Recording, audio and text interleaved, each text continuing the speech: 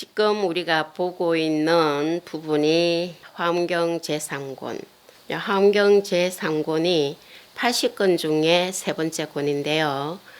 첫째 품인 세주면품 중에서도 세 번째에 해당하는 부분이에요. 왜냐하면 세주면품이 권수로는 80권 중에 5권이나 되는 굉장히 긴 분량이에요.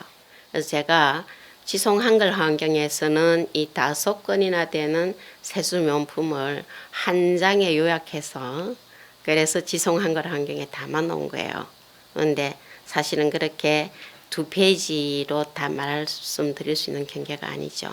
그러니까 건수로 80권 중에 5권에 해당하는데 그 5권 중에 첫 번째 권은 이제 육성치라 그래서 그 육성치 가운데 처음 모든 화엄경뿐만 아니라 경전이 시작될 때의 그 시작 부분 서분에 6가지를 다 여기 밝혀놓는 부분이 있어요. 그 가운데 하나가 이제 청법대중이죠. 마지막이 청법대중이에요. 중성치라고. 지금 화엄경은 이 중성치에 해당하는 부분이 5권 분량이다 이거죠. 그러니까 앞에 5가지가 제1권에 나오고 제1권에서도 청법대중 40중 또는 41중 또는 42중 또는 더 많이 말을 하기도 하는데 보통은 보현보살을 비롯한 모든 보살 대중들하고 지금 대자제왕에서 직건강신까지 39류 화엄성중 이래서 40중을 치는데 보살 대중들이 2부류로 나뉠 수 있다 그랬어요.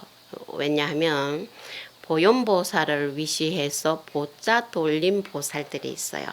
그것을 우리는 앞에서 보아왔는데 보현보살이 총이고 보자 돌림 9번보살은 별이다 이렇게 얘기를 했어요. 그래서 총별로 이제 보현보살 중심의 보살과 그 다음에 보자 돌림이 아닌 보살들이 계셨어요. 10분이.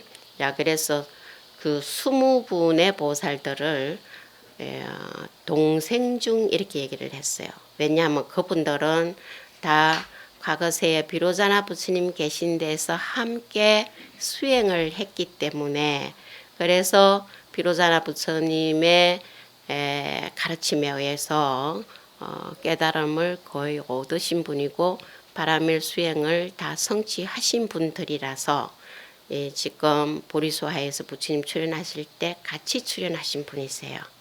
그런가 하면 이생중이라고 부르고 있는데 그분들이 39류 화엄성중들이에요. 왜냐하면 각각 다른 곳에서 다른 수행을 통해서 해탈문을 성취해서 역시 부처님의 보리도량에 모여온 분이다 이렇게 하거든요. 자, 그래서 이 화엄경의 그 청법대중들, 화엄경에 모여든 대중들을 전체로는 10부문으로 나눌 수 있어요. 10부분으로. 그러니까 화엄 이러면 십신무진인 거 아시죠?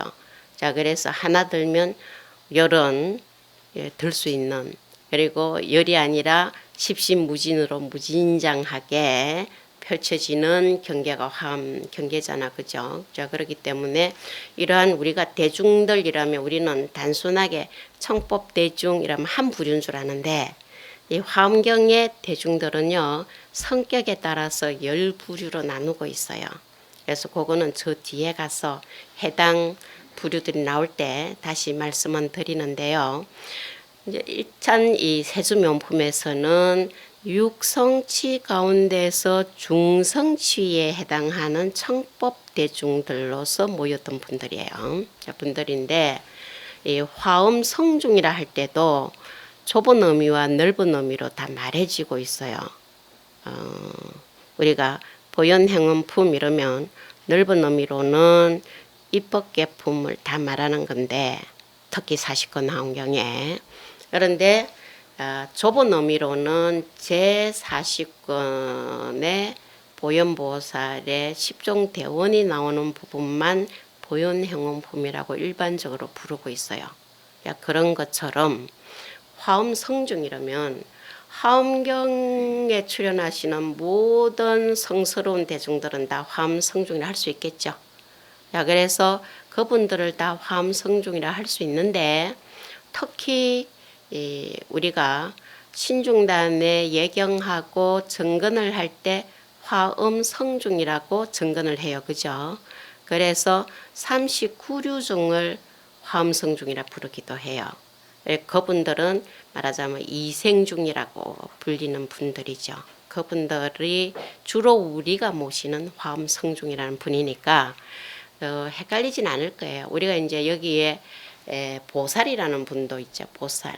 지금 보현보살을 위시해서 동명중과 이명중의 동생중 보살들이 많이 보였는데, 자, 이런 말들이 안 헷갈리죠. 여러 번 말씀드려가, 그죠? 그런데 그분들도 보살이고, 그죠? 우리 꽃보살님도 보살이네요. 그런데 우리 꽃보살님만 보살인 게 아니고 우리 항무거사도 보살이에요. 그러니까 뭐냐 하니까 보살은 보디사트바, 이거를 보리살타라고 음사를 했는데 줄여서 보살이라 한다 그랬잖아. 그죠? 그러면 이 보살의 원어에 담겨 있는 세계는 보리라고 하는 깨달음, 사트바라고 하는 유정, 정식이 있는 존재. 그러면 좀 어려우니까 우리는 그냥 중생이랬어요. 모든 생명 가진 존재. 그러니까 보리라고 하는 깨달음과 중생을 합한 말이 보살이라서 이 보살은 보리를 얻은 유정들, 그러니까 각한 중생도 보살이에요. 누구시냐 하니까 보현보살, 문수보살, 관세음보살 이런 분들, 보살 마하살들. 그런데 앞으로 각할 중생도 깨달음을 얻을 중생도 보살이네요. 그러니까 나도 부처님과 같은 안욕따라 삼맥삼보리를 얻으지다 하고 발언한 분들을 다 보살이라 그랬네요. 그렇기 때문에 그분들은 범부보살인데 이 범부보살이 누구냐 하니까 일반적으로 말하는 대성의 원생보살들이에요. 부처님처럼 되어지다 하고 발언한 보살이라서. 그럼 이 원생보살은 누구가 해당되냐 하면 발보리심 한자는 다 보살이 되기 때문에 출가보살, 제가보살, 남성보살, 여성보살 다 보살이네. 그죠? 다 보살인데 특히 우리 한국 불교에서는 제가 여성 불자들한테 그 대단한 이름을 붙여드렸어요. 그래서 보살님 이러면 각 유정이라고 하는 모든 의미가 다 담겨 있는 무게 있는 거든. 근데 이제 우리가 수행을 잘하면 아무개 스님도 참 보살 같다고 이래 하죠.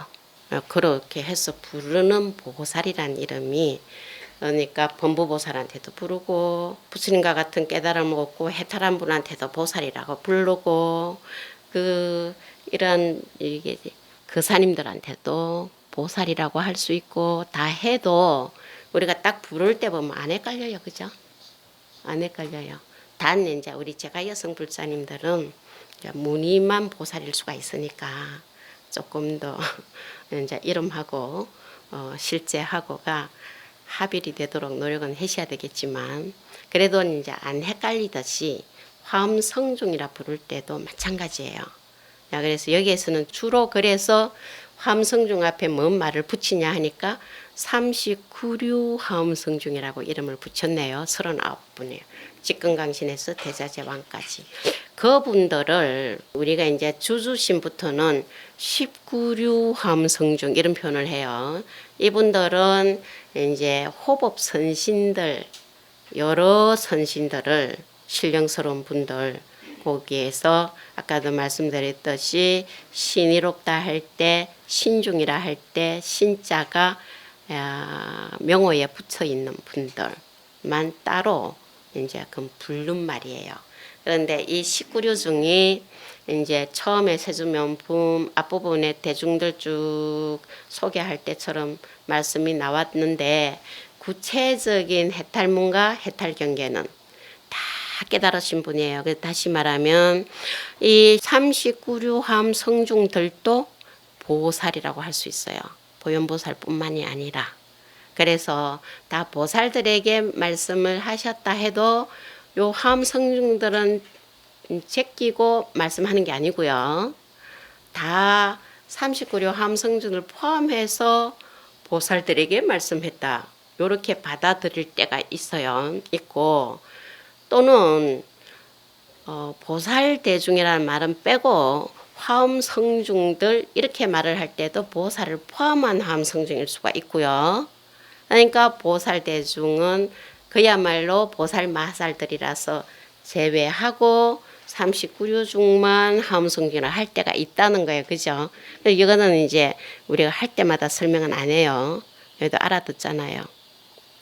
근데 잘 모르면 헷갈릴 수가 있어서 여러분 이렇게 말씀을 드리는데 나중에 가면 이분들도 다 보살이기 때문에 그냥 다 보살 경계인데 해탈한 보살들이에요. 또 더더구나. 앞으로 지금 내가 이런 수행을 해서 해탈하겠습니다 하는 과정 중에 있는 말씀이 아니고 다 이미 해탈한 분들이 중생제도를 어떤 식으로 했는지의 모습으로 보여주는 해탈문들이에요. 또. 자, 그렇기 때문에 이 화엄경은 해탈의 뜻이 없는 분은 별로 안 재밌어요. 해탈의 뜻이 없는 분은 별로 안 재밌다고. 그러니까 대성의 수행은 자타불이로서 자리 이타 수행인데다가 스님께서 깨달아 마치신 후에 되돌아봤을 때 본생보살 때 닦으셨던 본행의 보살행이기 때문에 더 깊은 의미를 가진 보살행이 화엄보살행이에요.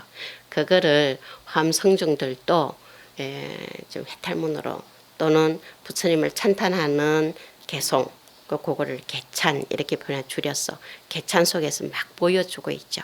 그럼 그거는 우리는 거기서 뭘 잡아도 상관없어요. 하나만 제대로만 잡으면. 그래서 하나가 전체다 이래서 일성일체성의 경계로 갈 수가 있는 그래 이걸 일성보살이라고 그래요.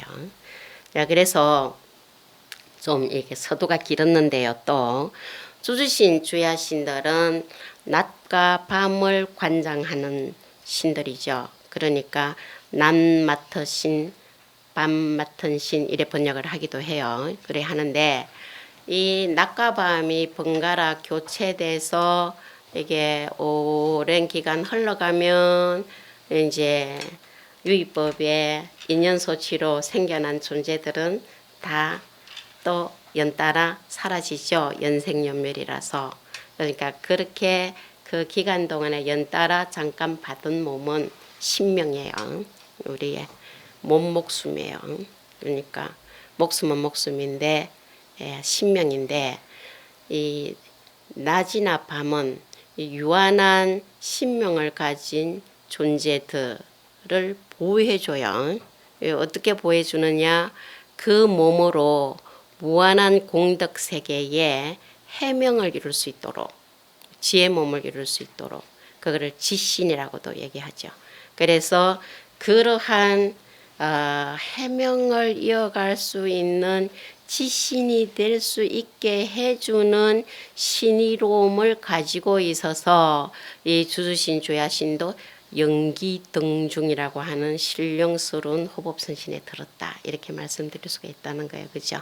네, 그 구체적으로 좀 보면 제일 먼저 이 주주신 중에 주주신 이러면 명호가 10분은 나올 거라고 생각은 하죠. 그죠?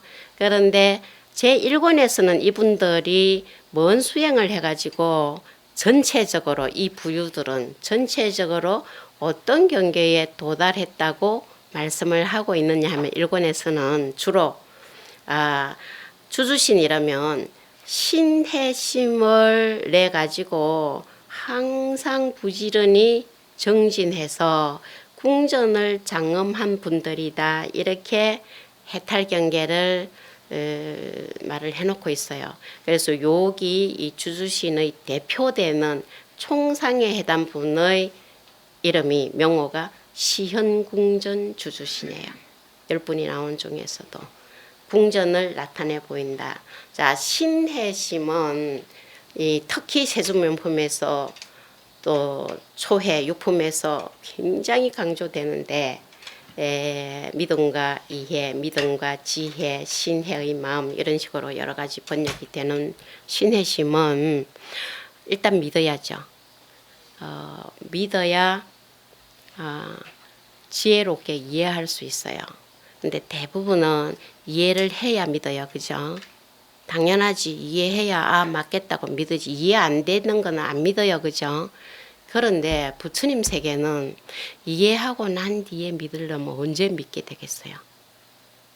그러니까 중생들이 이해할 수 있는 경계를 넘어섰기 때문에 중생들의 망정에 의한 믿음 가지고는 도달할 기약이 없어요.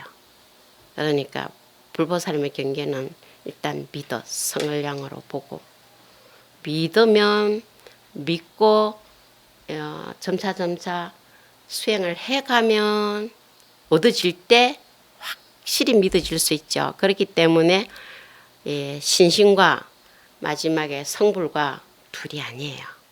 그래서 화엄의 성불 경계는 신만 성불 이렇게도 얘기를 하죠. 신심이 원만 구족해지면 발보리심을 하고 발심할 때 바로 정각을 이룬다. 이게 초발심시변정각이에요. 그 경계의 신심 단계를 신해라고 하는데 그래서 이 지금 초해 육품의 세존면품부터 초해 육품에 펼쳐지는 경계는요. 우리가 화엄경 전체 구해설 가지고 얘기할 때는 뭐라고 표현을 하냐면은 이 세존면품부터 비로자나 불품까지 6품을 부처님의 자내정 경계라고 표현을 해요. 부처님께서 비로자나 부처님께서 스스로 정덕해서 보여주신 경계이기 때문에 정덕하지 못한 이들이 믿을 수 있는 경계가 아니에요. 야, 그래서 이제 환경 전체가 다 그렇지만 그 중에서 여기도 보세요.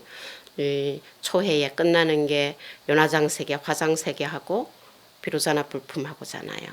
그럼 비로자나 불과 연화장세계가 내가 이해가 되어야 가겠다라고 한다면 예를 들어서 우리 한국 불사님들이 제일 많이 왕생하고 싶은 데가 극락세계인데 아미타 부처님의 서방 극락세계예요.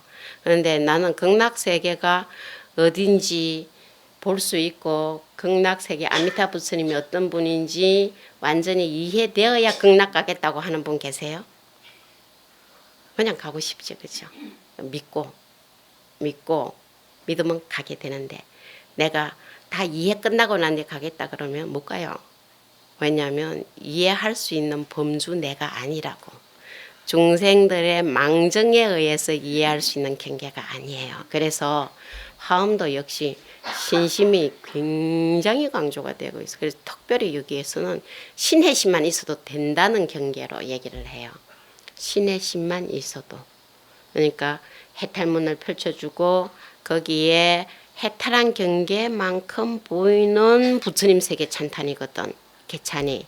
그러니까 그거를 받아들이고 믿기만 해도 도달할 수 있는 힘이 생긴다고 하는 분들이에요. 여기가. 그래서 이 호법선신들도 마찬가지예요. 호법선신이 어떤 분인지 내가 알고 난 뒤에서 도움받겠다 이러면 안 되지. 홍수나가 떠내려가면 빨리 나와야지. 그치? 누구든지 건져주면. 그 단계이기 때문에 쉽지 않은 단계라고 해요. 믿음이 원만 성취되는 게 결코 쉬운 게 아니에요. 믿음은 집을 지을 때 여러 번 말씀드렸지만 이 토대에 터 닦는 거와 같거든. 터 닦는 거와 같은데 이게 단층만 지으려면 대강 해도 돼요. 그런데 이제 한 100층 지으려 하면 이 지하가 이게 잘 다져져야 되잖아요. 그죠? 집안이 견고해야 되고. 그래서 여기 비가 많이 오니까 수미정사 괜찮았냐고 지방에서 전화가 많이 오는데 우린 여기가 백석산이 거의 바위 덩어리들이에요. 그래서 비가 오면 다 내려가 버려. 그래서 튼튼해요. 그냥 안 다져도. 그러나 여기 집 지을 때는 또 다져야 되잖아요. 그래서 거기에 굉장히 신경을 많이 썼다고 처음에. 그래서 이게 어디까지 받쳐줘야 되냐 하면은 성불할 때까지 받쳐줘야 되는. 성불할 때까지 내가 걸어갈 모든 수행 방편을 다 받쳐줄 수 있는 신심이라야 되기 때문에 요 신심 단계가 사실은 쉽지 않은 단계예요. 그러니까 같은 신심이라도 뭐가 신심이냐, 뭐가 신심이냐. 대부분 우리는 불자인지 아닌지를 편하게 아는 거는 합장하면 불자인가 보다 해요. 아이고 신심이 장하다 그러죠. 그래서 우리 동국대에도 옛날에 있어 보면 학생들이 이 불가개론이나 불교와 인간을 배우는 애들 중에 이제 스님들 보면 합장하세요 하니까 간혹 애들이 둘셋 가다가 합장을 하는 수가 있어요. 그러면 도망을 가 부끄럽다고 안 익어가지고 그래도 도망가더라도 웃으면서 도망을 가요. 해놔놓고 부끄럽다고. 그런데 만약에 동국대학교의 모든 대중들이 다 합장만 할 수 있으면 엄청나죠. 그러니까 아주 귀하고 드물어요. 그러니까 합장만 해도 신심이 있는데 그 신심하고 화엄에서 말하는 신심하고가 틀린 건 아니지만 똑같은 것도 아니에요. 그죠? 자, 그래서 지금 이 주주신도 해탈을 하셨고 그다음에 해탈 경기에 볼 건데 보살들도 해탈을 하셨고 부처님도 해탈을 하셨고 우리도 해탈할 거예요. 곧 이미 하신 분도 계시겠지만 자 그런데 그게 해탈 경계는 같지만 해탈문이 다 다르잖아. 보이는 경계가 펼쳐지는 힘의 경계가 또 틀려요. 그래서 해탈하신 분들인데 부처님이라고 안 부르잖아. 그죠? 차이가 또 있기 때문에. 그래서 뭐와 같으냐니까 야, 여기에서 보면 일단 앞창에 의해서 보이는 허공이 있고 옆창에 의해서 보이는 허공이 있는데 그 허공만이 허공이 아니에요. 그죠? 그러니까 해탈한 경계만큼 부처님 찬탄한 세계도 해탈 경계가 아닌 것은 아니에요. 그러나 그것이 광활한 허공은 아니잖아. 그죠? 그래서 부처님 세계가 계속 찬탄돼 나오는 거예요. 네, 그렇게 해서 전체 부처님 모습을 볼 수가 있고 나도 거기에 동참할 수가 있겠죠. 그 경계를 지금 호법선신들도 보여주고 있는데 주주씨는 주로 낮에 밝게 행덕을 드러내는 분이다 이거네요. 다른 데도 마찬가지지만 이 호법선신들이 이 지금 사공까지 해탈문이 펼쳐지는데 어떤 해탈을 하셨느냐라고 하는 건 이름만 봐도 알 수 있고 해탈문만 봐도 이름을 짐작할 수 있어요. 대부분 이름하고 사람하고 주로 들어맞아요. 들어맞는데 법명 지어드릴 때도 그 이미지 생각하고 바로 나오게 되는데 안 그러면은 이 일을 하고 살았으면 좋겠다는 바람이 거기에 불명에도 담겨지잖아. 그죠? 대부분 여기에 주주신 가운데의 첫 번째 분이 시현궁전이라고 해요. 자, 궁전을 나타내 보였다 이랬는데 궁전을 나타내 보였기 때문에 이 주주신이 하시는 일은 궁전 장엄이에요. 궁전을 장엄해 나가는 거죠. 전부 다 모든 화엄의 보살 공덕행은 불세계 장엄행이에요. 그래서 불화엄경이라고 그래요. 그렇기 때문에 보살행을 하는 순간 부처로 사는 때라고 말해줄 수 있는 때거든요. 자, 그래서 이분이 장엄을 해나가는데 궁전이 어딨냐 하니까 거기가 어딨냐 하니까 다 부처님 도량이에요. 그러니까 불도량 장엄이 시현 궁전이라고 표현이 되죠. 자, 그래서 나오는데 또 보면은 여기에 뭐 낙작 희목 주주신 이런 분도 있어요. 낙작 희목. 그런데 이제 이 낙작 희목을 이렇게 송에서는 또 줄여가지고 이름을 부르네요. 자, 이래 보면 틀리게 번역을 한 게 아니라 우리 불자님들이 보시면 제1권에서 한번 만나잖아. 그죠? 명호들이 쭉 해가 나오죠. 제2권부터 5권까지 또 이름이 나와요. 그죠? 그렇게 해탈문 얘기할 때. 근데 개송해서 또 이름이 나오네요. 적어도 3번은 만나요. 근데 이 3번 만나는 이름이 다 같을 수도 있고 다 다를 수도 있고 근데 다를 경우도 완전 다를 수도 있고 아니면은 줄여 가지고 부르는 수도 있어요. 자, 그러면 요 분들이 다 같은 분들이야. 그러니까 왜 그 이름을 부를 때 줄여서도 많이 부르잖아, 그죠? 그런 것처럼. 그래서 낙작, 희목, 주주신이래. 이제 계찬에서는 뭐 4자, 5자, 7자 이렇게 다 표현을 하잖아, 그죠? 그러니까 더 줄일 필요가 있잖아. 우리가 전보 치면 더 간단히 줄이듯이. 그래서 여기는 뭐라고 표현되냐 하면 묘안 주주신 이래 했어요. 미묘한 눈. 그러니까 기쁜 눈을 잘 나타내면 그게 묘안이야, 묘안. 야, 눈 보면 다 알잖아. 슬픈지, 기쁜지, 분노심이 있는지, 편안한지 다 알죠. 그러니까 이게 밝은 대낮에는 기분이 좀 좋을 거 아니야, 그죠? 아무래도. 그러니까 이분은 특히 이 기쁜 눈을 잘 가지게 만드는 주주신이다. 이런 표현이에요. 자, 그래서 하는 일은 뭐냐니까 고락 중생을 다 깨우쳐 범락을 누리게 해주는 분 이렇게 나와요. 자, 세간의 락은요. 세간에서는 고만 고가 아니라 락도 고입니다. 무상고라서. 그러면 그 락이 묘락이 되려면 해탈락이 돼야 되겠죠. 그게 범락이에요. 열반락이고 정멸락이고 그거를 얻게 해주는 분 이렇게 되죠. 그리고 이제 시용궁조는 모든 세간에 다 들어가요.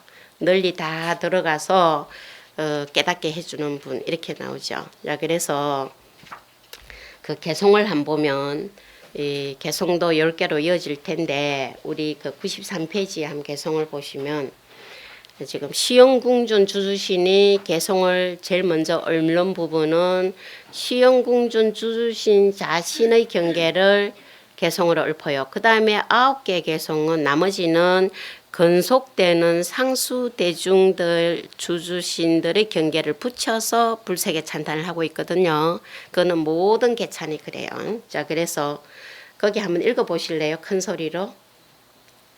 부처님의 지혜는 허공과 같아 다함이 없으셔서 광명으로 비추어 시방에 두루 하시며 중생들의 심행을 모두 요달해 하셔서 일체 세간에 다 들어가시도다. 이래서 여기는 번역만 해놨는데요. 어쨌든 여기에 보면은 부처님의 지혜, 불지, 광명으로 허공에 다 시방 허공에 다 비추죠. 불지 광명으로 뭐 하시느냐 하니까 요지 심행이에요. 중생들의 마음, 이 마음을 행을 붙여가지고 심행이라고 그랬네, 그죠? 우리가 조사선에서 심행처멸이라는 말을 쓰잖아요. 어느 도단 심행처멸 이러거든요. 그러니까 어느 도가 끊어지고 심행처가 멸했다 이렇게 얘기하는 거거든요. 그러니까 마음으로 여러 가지 망상하고 뭐하고 분별하고 하는 거 있죠. 하는 게 마음이니까. 그래서 요 심행이라고 붙여서 얘기를 했는데 중생들 생각을 다 하신다는 거예요. 왜냐 부처님 지혜가 있어가지고 강명을 널리 비춘다 소리는 거기에 다 드러나잖아, 그죠? 강명 속에 다 드러나요. 그걸 다 알아가지고 세간에 들어가셔. 그거를 제일 잘하는 게 시영궁전 주주신이다 이 말인데, 그래 하면은 세간에 들어가서 뭐 하시냐 이거죠. 전반적으로 이 주주신도 마찬가지고 뭐 하냐, 이고등락해 해요. 이고등락 많이 들어보셨죠? 이고등락. 우리 불자님들 옛날 할머니 보살님들이 주로 많이 들으신 말씀 중에 아마 이 이고등락도 주요 아이템 중에 아마 들어갈 거예요. 이고등락이 뭐냐, 이생사고 덕열반락 또는 이생사고 덕해탈락. 여기에서는 이 즐거움이 범락이다 그랬죠. 이고등락해야 한다. 그러니까 고통을 여의고, 고통을 여의게 여의려면, 고통이 없어지려면 스스로 없앨 수 있는데, 왜냐하면 고라는 게 이게 자성이 없어요. 그 없는 고를 자기가 받는 거기 때문에 그게 고도 공 한 줄만 알면 고통스러울 일이 없어요. 무상을 깨뚫어 알면 다 무상고라서. 근데 안 그러면 없애줘야 되잖아요. 없앨 수 있는 힘이라도 주셔야 되잖아요. 그러니까 다 고통을 제멸해 주신다는 표현을 하거든. 제해서 없애주신다 또는 멸제해 주신다. 다 없애주신다 이거예요. 그러면 생사고가 없어진다 그러면 자기 존재가 없어지는 것처럼 생각한 분도 계세요. 이게 생고가 없다 그러는 거 사고도 없는 거고 생사고가 없다 그러면 없어지는 줄 알아요. 태어나고 죽는 데서 자유로워지면 안 태어나고 안 죽으면 그러면은 완전히 그냥 단멸로 생각하는 수가 있어요. 단멸 아니에요. 그건 뭐 한다 소리냐? 범락을 얻는다 소리예요. 해탈 열반락을 얻는다 얘기거든. 자유로워진다는 얘기예요. 그죠? 야, 그래서 그렇게 해주는 이 부처님의 세계를 이렇게 이 개송에서 찬탄을 했는데, 그러면 이 시영궁준 주주신이 총상으로서 이 개송을 읊었다면 나머지 9개는 구체적으로 그러면 어떻게 들어가시고 어떻게 그 지혜를 얻게 하고 어떻게 고통이 없어지고 열반락을 얻을 수 있느냐 하는 말씀들이 이어지겠죠. 그게 나머지 9분 주주신들의 해탈문이기도 하고 개찬 속에 드러나는 거다 이거죠. 대비위력 주주신은 중생을 구해서 안락해 해주시고, 선건광조 주주신은 기쁘고 만족한 공덕 힘을 내주시고 이런 일들을 하세요. 그래가지고 이고등락해 해주시고 부처님 복이 한량없는 그 복이 내가 나의 것으로 되게끔 수용할 수 있게끔 해주시는 이런 말씀들이 계속 이어지고 있어요. 여기에. 자, 그런데 이고등락을 하게 되면 안락을 얻게 된다 하는데 안락, 그죠? 그래서 요 주신 중에는 구호 중생을 구호해서 안락을 얻게 해준다라는 말씀도 있어요.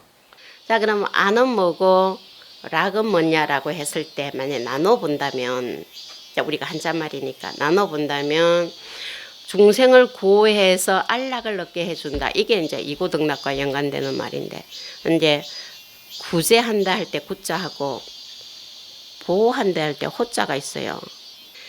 어쨌든 구해 주신다 할 때 호를 얘기할 때 우리가 두호라는 말을 써요. 막아서 보호해 준다고. 구자를 쓸 때는 구제라는 거예요. 구해서 건져 주신다고 많이 쓰죠. 그러니까 고통을 없애고 즐거움을 얻게 해주는 걸로 얘기할 때는 구라는 말을 많이 써요. 구제. 위험한 거를 막아가지고, 그죠? 그래서 보호를 해줄 때 호를 많이 써요. 그러면 위험한 곳에서 안 위험하면 어찌돼요? 편안하죠. 편안한 곳으로, 거기는 편안함은 즐거움이 함께 얘기되는, 그래서 안락을 얘기를 많이 해요. 그래서 고 대신에 락, 위험한 대신에 편안한 곳 합해가지고 안락이에요. 그래서 이고등락을 안락과 연관시켜서 말씀도 하죠. 시간이 너무 많이 흘러서 그냥 오늘은 3권은 마쳐야 될 것 같아서 주야신으로 넘어가 볼게요. 100페이지. 여기도 주야신도 마찬가지예요. 주야신의 대표 이름이 보덕정광이에요. 넓은 덕, 깨끗한 광명. 그래서 요걸 이제 운어 스님은 깨끗하다 하는 거를 조촐하다고 많이 번역하셨어요. 왜 조촐하다 말 많이 썼죠. 그래서 넓은 공덕, 조촐한 빛, 밤 맡은 신 이랬고, 또 보면은 뭐 적정엄해 주야신 이런 경우 있죠. 적정하다, 고요하다. 그래서 이 주야신들은요, 이 적정한 선정의 즐거움에서 아주 용맹한 해탈문을 펼쳐놓고 있어요. 그러니까 왜 밤에 위험한 거를 막아줘야 되니까 용맹해야 되겠죠. 근데 그 용맹한 힘이 어디서 나오냐 하니까 적정한 선정락에서 나온다 이렇게 표현을 했어요. 그래서 그거를 정의 체라 그러고 크게 논일면서 용맹을 발휘하는 것을 정의 용으로 봤어요. 자, 그래서 적정 선정락 거기에서 크게 용맹한 해탈문을 얻었다 이런 표현을 하겠죠. 그러니까 밤은 말이죠. 우리가 밤을 생각하면 주야신들은 어두운 밤에서 헤매지 않게 해주는 일을 하겠죠. 그런데 어두우면 보통 고요해요. 고요한 밤 얘기하죠. 고요한 밤, 거룩한 밤, 고요한 밤 표현 하지 않습니까? 그런 것처럼. 그래서 밤 되면 아주 조그만 소리도 크게 들릴 수 있어요. 주변이 조용해서. 그래서 그 조용한 그 경계를 선정정멸락에 비유를 했어요. 자, 그래가지고 거기에서 조그만 위험도 있으면 다 건져주시는 역할 이런 거를 했다는 거죠. 자, 그렇게 해서 예, 주야신들이 지난번에도 잠깐 말씀드렸지만 구체적인 건 우리가 입법계품 선제동자의 선지식 역참에서 만나게 될 건데 5년 후가 될지 6년 후가 될지. 근데 거기에 보면 53 선지식 중에 주야신이 9분이나 계신다 했어요. 그 9분 중에 7분이 지금 여기에서 말씀되는 주야신들이에요. 근데 이름이 약간씩은 틀리지만. 그러니까 지금 여기에 보면 보덕정강 주야신이 선지식 이름에 나오죠.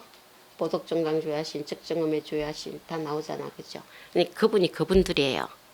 그런데 여기서는 이렇게 간단하게 얘기했지만 자세한 경계는 입법계품 가면 우리가 자세히 만날 수가 있어요. 그래서 여기는 전체적으로 넘기는데 어쨌든 이 주야신들이 선정락을 즐긴다 하는 거는 욕망에서는 다 벗어난 분들이에요. 욕망이 있으면 선정을 이룰 수가 없어요. 그죠? 그렇기 때문에 즐거움을 누리게 해주면 범락을 누리게 해주는 거예요. 경에서 계속 즐겁게 해준다는 말은. 자, 그런데 이렇게 되면 어찌 되느냐. 굉장히, 자 보세요. 모든 욕망에서만 다 벗어나면 그리고 범락을 누리는 분들을 보면 그 모습이 그냥 욕망에 흐드기고 있는 분의 모습하고는 좀 다르겠죠. 그러니까 부처님 같은 모습을 뭐라고 표현을 하냐면 예를 들면 부처님 얼굴 참 잘생겼다. 이거는 일반 모르는 애들이 얘기하는 거고 부처님 모습이 참 훌륭하시다 할 때 뭐라고 해요? 상호가 원만하시다 하는데 그 상호가 원만할 때 그 말을 두 자로 딱 우리가 표현을 한다면 뭐라고 표현을 하느냐 하면 제가 어떤 분한테 단음화라고 이름을 단음을 넣어서 붙여드렸는데 단음이에요. 단정할 단자에 위험할 때 위험이 아니고 위험이 있다고 할 때 음자예요. 요 경계는 욕망은 다 버리고 공덕을 다 갖추었을 때 단음이라는 표현을 써요. 거기에. 그런데 무진장한 공덕을 다 갖추시겠죠. 그러면 뭐 하시냐? 대비심으로 중생들을 구제해 주시겠죠. 그럴 때 보여주는 법은 다 정멸법이에요. 욕망이 다 사라진 법이라서 경계라서. 그래서 관세음보살님도 보통은 그 관세음보살이 남자냐 여자냐 애들이 되게 궁금해 하는데요. 그래서 제가 90년대 BBS에서 처음 그 자비에 전화할 때 초등학생이라고 자기를 소개하면서 질문을 했어요. 그 할 때 관세음보살 남자입니까 여자입니까를 물었어요. 그런 남자이기도 하고 여자이기도 하고 남자가 아니기도 하고 여자가 아니기도 하고 그래서 선지식 중에서도 비남 비녀 영남 영녀 이런 보살은 여자냐 남자에서 빼요 숫자에서. 그러니까 여성 선지식이 몇 분이냐 이럴 때는 그런 분들은 다 뺀다고. 그거는 남자 선지식에 들어가는 것도 아니에요. 왜냐하면 인연 따라 얼마나 딴 모습을 막 놔두시기 때문에. 그런데 여자 몸으로 나타낼 때에 관세음보살이 너무 아름다운데 아름답기만 하면 안 돼요. 왜냐하면 귀의 대상이 안 된다고. 그래서 뭐냐 위음이 있어야 돼요. 그럴 때 단음이라는 표현을 쓴다고. 단음. 그래서 그를 여기서 개성으로 찬탄을 막 많이 하고 있어요. 그건 왜냐니까 모든 욕망은 다 여의고 모든 공덕은 다 갖춰가지고 항상 대비심으로 중생들을 위해서 정명법을 보이면서 이고 등락해주고 안락을 얻게 해주시는 분들이라는 이미지가 아주 다양하게 펼쳐져요. 그러면 복이 없는 중생들도 있죠, 그죠? 복이 없는 중생들한테 무량 대복을 주시는데 중생들의 모든 복은 부처님 복에서 나온다고 하는 개송이 찬탄이 있어요. 그런데 그 복은요, 언젠가는 죽을 수밖에 없는 동안에 수용하는 복은 한정되잖아, 그죠? 그거는 신명을 이어가는 데 필요한 복일 뿐이에요, 그죠? 근데 문제는 그 복이 있으면 그 신명으로 회명을 이어갈 수가 있네, 그죠? 거기로 돌릴 때 사용이 되는 복은 괜찮아요. 그러니까 무루복을 정덕할 때까지. 그래서 스님들도 공양에 응할 때도 위성, 도업, 응수, 차식 이런 오관계를 하거든요. 도업을 이루기 위해서 이 음식을 받는다. 이거죠. 그러니까 신명 유지를 위해서 필요한 복들 좋아요. 또 더불어 나누는 복도 좋은데 그런데 그게 정말로 정복이 되려면 청정한 복이 되려면 무루복을 정덕하는 대로 회양이 될 수 있어야 돼요. 주방신, 방이 맡은 신들이에요. 방이 맡은 신. 그러니까 방소들 조그만 공간이라도 또 방이 이런 거. 그 다음에 이 주방신들은 안 다닌 데가 없겠죠. 두루두루 다 머물 수 있고 아무리 돌아다녀도 걸림이 없고 막 이런 경계들을 그래서 열애로 출연하고 이런 모습들. 그 다음에 주공신, 허공 맡은 신 이런데요. 허공은 이 광활한 허공은 법신에 많이 비유를 해요. 왜냐하면 모든 거는 다 포섭해가 거두면서 스스로는 의지하는 데가 없는, 그죠? 우리는 부처님한테 항상 우리의 의지처가 되어 주십사 하고 발언을 하잖아, 그죠? 그러니까 귀의를 하는 거 아니에요. 삼보도 우리들의 의지처예요. 귀의하는 곳이에요. 그럼 부처님은 어디 의지하시냐? 허공은 모든 것을 다 껴안는데 허공은 어디에 의지하느냐?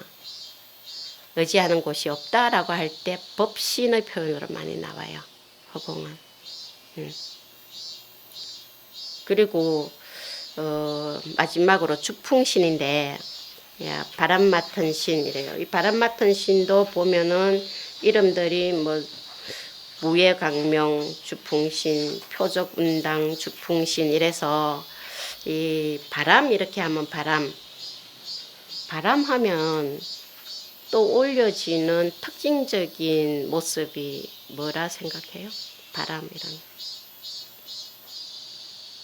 요즘 태풍이 온다고 했는데 지나갔습니까? 아직 오는 중입니까? 태풍도 바람이죠. 그런데 산들바람도 바람이에요. 그죠? 그러니까 우리가 바람을 생각하면 모든 이 자연들이 이제는 개인인가 보다 저 새소리도 매미 소리도 들리면 그런데 주체가 인간일 때 인간의 입장에서 생각하면 선한 게 있고 악한 게 있고 좋은 게 있고 나쁜 게 있어요. 근데 그 자체로 보면 선악이 없어요. 바람이 나쁜 바람이 있는 건 아닐 텐데 그냥 공기 이동이잖아. 그죠? 그런데 바람이 태풍으로 와가 자기 집을 날려버렸다. 그건 참 나쁜 바람이네. 그죠?